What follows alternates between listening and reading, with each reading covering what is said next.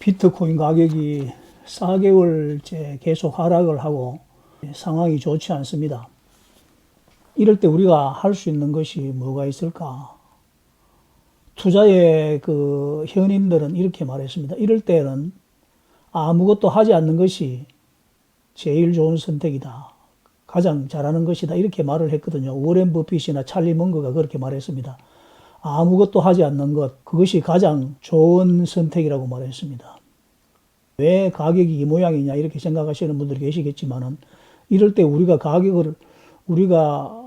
가격을 상승시킬 수가 없기 때문에 할 수 있는 거라고는 아무것도 하지 않고 있는 것밖에 없습니다.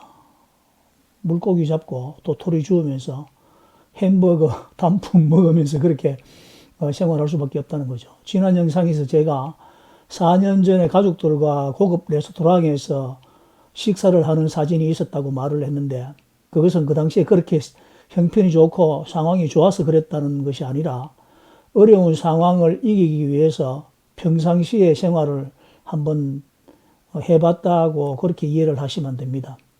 여러분들을 힘들게 하려고 했던 말은 아니니까 오해가 없으시기 바랍니다. 우리가 처음에 그 마음으로 돌아가는 것이 참 중요하다는 생각이 듭니다. 첫사랑을 회복하는 거죠. 비트코인을 처음 우리가 접했을 때 어떤 마음이었는지 생각하면서 아무것도 하지 않고 그 시간을 보내는 겁니다.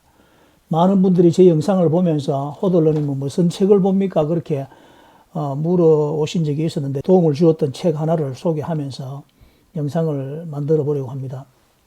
바로 비트코인의 미래, 부의 미래는 어떻게 결정되는가, 바비 시 리라는 사람이 지은 책인데, 돈의 가치가 빠르게 떨어지는 시대, 연간 수익률 10만 %를 달성한 비트코인을 사라, 이렇게 표지가 되어 있습니다. 이 책입니다. 여기에 추천사를 한번 보면은 케빈 안드레센이라는 전 비트코인 선임 개발자, 그리고 비트코인 재단 수석 과학자 케빈 안드레센은 비트코인은 멈출 수 없다. 비트코인을 투자 포트폴리오에 왜 포함해야 하는지, 어떻게 해야 하는지 알고 싶다면 이 책을 읽어라. 그리고 마이클 로버그라처, 갤럭시 디지털 창업자죠. 모든 투자자가 꼭 알아야 할 교과서 같은 책, 비트코인 혁명의 실체가 궁금한 독자들의 답답한 마음을 풀어주는 해답이 담겨 있다. 창펑자오 바이낸스 CEO는 이렇게 추천사를 적었습니다. 2020년 말부터 2021년까지 이어진 비트코인의 놀라운 폭등세, 금융기관이 비트코인을 거들떠보지도 않던 오래전 이미 이런 추세를 예측했던 바비 리가 비트코인이 왜 기존 화폐보다 우수한지, 초기 투자자들이 알아야 할 기초가 무엇인지 안내한다. 그리고 글렌 허친스 노스아일랜드 벤처스 대표인데, 투자자, 혁신가, 언론인, 규제당국, 학자, 일반 독자들 모두가 쉽게 읽을 수 있는 필독서, 이렇게 추천을 했습니다. 한번 천천히 읽어보도록 하겠습니다. 페이지 정도 됩니다. 이 내용만 있으면 충분하다고 생각을 했습니다. 작은 제목이 비트코인의 시작, 이렇게 되어 있습니다. 비트코인의 시작. 어떤 상품을 구매하는 사람이 아무도 없다면 그것이 좋은 상품인지 누가 알 수 있겠는가? 기업이 망하는 이유는 추종자를 만들어내지 못하기 때문이다. 사토시는 자신이 직접 행동에 나섰다. 그는 이른바 제네시스 블록이라는 최초의 비트코인 블록을 직접 채굴했고 초기 거래에 참여할 사람들을 직접 선정했다. 사토시는 자신의 생각을 가장 잘 수용할 수 있는 사람들이 누구일까 고민하다가 현명하게도 암호 기술 관련자들에게 자신의 백서를 공유했다. 거기에는 그가 이룩한 업적에 충분히 경의를 바칠 만한 컴퓨터 과학 전공자들과 온라인 프라이버시를 비롯한 기타 사회 문제에 남다른 사고를 보여준 사람들이 포함되어 있었다. 그들이 처음 보인 반응은 확실히 침묵에 가까웠다. 비트코인 백서를 읽고 답신을 보내준 많은 이들은 다른 일을 우선시했고 그다지 인상 깊게 보지 않거나 전자화폐의 장래를 그리 밝게 보지 않았다. 이전에도 수많은 혁신가가 이 분야에 도전했다가 번번이 실패한 탓이다. 이런 반응은 전통적인 금융기관들이 얼마나 우리의 일상생활을 강력하게 장악하고 있는지를 보여주는 확실한 증거이기도 했다. 비트코인은 사람들에게 익숙한 종이화폐와 동전, 수표 및 예금 계좌의 대안으로 다가서기 위한 험난한 투쟁을 마주하고 있었다. 우리 사회에서 현금, 은행계좌, 현금 인출기, 직불카드 등은 대체로 별다른 문제 없이 잘 작동해왔다. 비트코인은 어둠을 향해 대담하게 걸어 들어간 첫 발걸음이었다. 약 2달 만에 사토시는 첫 번째 전향자를 확보했다. 뒤이어 몇 개월 동안 또 다른 추종자들이 나타났다. 물론 사이퍼펑크라는 작은 공동체 외에는 관심을 보이는 사람이 극히 드물었지만 말이다. 당시는 거래소도 다른 경쟁 암호화폐도 전자지갑 회사도 정부 규제에 관한 논쟁도 없었다. 누군가가 비트코인 상장 지수 펀드를 설명한다든가 심지어 비트코인으로 실제 상품이나 서비스를 구매할 수 있다고 말한들 사람들의 귀에는 외계인의 언어로 들렸을 것이다. 암호화폐 컨퍼런스도 채굴 전용 하드웨어도 없었고 전 세계에서 가장 전기요금이 싸서 채굴에 유리한 지역이 어디인지 찾아다니는 사람도 아직 나타나지 않았던 시절이었다. 처음 18개월 동안 비트코인 가격은 고작 몇 분의 1페니 수준이었다. 소수의 비트코인 사용자들이 이따금 한 번씩 하는 거래에서 정해지는 가격이었다.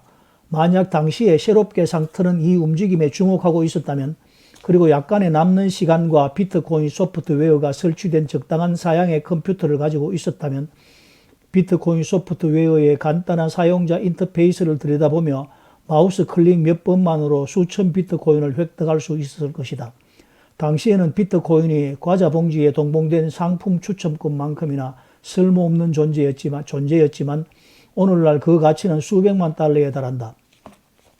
초창기였던 그 당시에는 비트코인을 받겠다는 사람이 아무도 없었다. 2010년 5월 22일 플로리다에 살던 컴퓨터 프로그래머 레절로 하네처는 재미삼아 41달러어치 피자 2판을 사면서 1만 비트코인을 지불했다. 이 유명한 거래는 오늘날 비트코인이 사용된 최초의 상거래로 영구히 기록에 남게 됐다. 1만 비트코인을 그대로 보유하고 있었다면 오늘날 그 가치는 무려 5억 달러가 되었을 것이다. 당시에도 앞날이 촉망되는 발전상이 몇 가지 있었다. 레절로가 피자를 사기 몇 달 전 최초의 비트코인 거래소인 비트코인 마켓이 등장했다. 몇 개월 뒤 또 다른 거래소인 마운트 곡스가 출범했다. 그러는 동안 비트코인의 가격은 몇 페니 수준으로 올라섰다. 네트워크는 성장하고 있었다. 2011년 내가 채굴을 시작할 당시 비트코인은 약 20달러에 거래되고 있었고 이 산업의 총 시장 가치는 1억 5천만 달러가 약간 안 됐다. 관계자들이 추산하는 대로 2021년 말 비트코인 가격이 10만 달러에 도달한다면 시장 가치는 무려 5,000배로 커지게 되는 셈이다. 내가 이런 이야기를 하는 이유는 뭘까? 바로 독자들에게 확신을 주기 위해서다.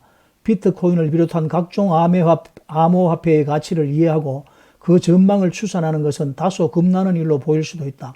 이미 잘 알려진 다른 자산과 비교할 때는 특히 더 그렇다. 물론 그동안 걸어온 길이 순탄하지만은 않았지만 비트코인은 앞으로도 계속해서 대중의 관심을 사로잡으며 그 가치를 더욱 크게 인정받게 될 것이다. 나는 이 책에서 일관되게 이 주장을 반복할 것이다. 앞으로 약 10년간 비트코인이 진화하게 될 모습은 내가 3년 동안 그 역사를 살펴보면서 파악한 사실과 크게 다르지 않을 것이다. 세상의 많은 사람은 아직 비트코인이 무엇인지 전혀 모른다. 비트코인은 여전히 꼬인 문제를 해결하는 중이다. 물론 그 양상이 탄생 초기보다 오히려 더 복잡해진 것도 사실이다. 단기적으로는 안전성 문제와 관련된 정부의 규제와 우려가 방향을 결정하게 될 것이다. 한때 비트코인을 경멸했지만 이제는 진지한 관심을 보이는 주요 금융기관의 움직임이 비트코인의 성장에 지대한 영향을 미칠 것이다. 이제 비트코인은 이루 말할 수 없이 중요해졌다. 그리고 이것은 너무나 잘된 일이다. 이 산업은 이제 금융서비스라는 에베레스트산 정상을 불과 몇 발짝 앞에 두고 있다. 진짜 문제는 소비자들을 비트코인에 익숙하게 만드는 것이 아니라 암호화폐를 위협으로 느끼는 중앙은행과 거대 금융기관들이다. 이것이 참 정확한 말인 것 같습니다. 진짜 문제는 소비자들을 비트코인에 익숙하게 만드는 것이 아니라 암호화폐를 위협으로 느끼는 중앙은행과 거대 금융기관들. 지금 사실 그런 상황이죠. 그들은 지연작전과 규제를 통해 비트코인의 성장세를 통제함으로써 비트코인에 대한 의혹을 확산하고 사람들이 암호화폐를 획득할 기회를 제한하려 한다. 비트코인에 대한 의혹을 확산하고 성장세를 통제함으로써 지연작전을 펴고 있다는 말입니다. 사실 정부와 기업이야말로 비트코인 획득 우선권을 얻고자 한다는 것이 내 생각이지만 그들은 이 전략을 인정하기를 두려워한다. 그러나 이들 중 일부가 이미 관련 사업을 시작했다는 점에 주목해야 한다. 그들은 고객 관리 서비스를 시작하고 연구팀을 꾸렸으며 심지어 자체적인 암호화폐를 선보이기도 했다. 결정적인 계기만 있으면 이 회의론자들은 언제라도 적극적인 지지자로 돌변하게 될 것이다. 의자 뺏기 놀이를 제가 몇 번 예를 들었죠. 눈치를 보고 있는 겁니다. 언제든지 적극적인 지지자로 돌변할 수 있는데 지금은 눈치를 보고 있는 거죠. 오늘날 비트코인이 맞이한 상황은 1903년 키티호크 비행장에서 라이트 형제가 처음으로 비행기를 타고 이륙한 이후 불과 수십 년 지나 열린 상업비행 시대의 초창기와 비슷하다. 최초의 비행사와 승객들은 엄청난 위험을 감수하고 기회에 도전했다.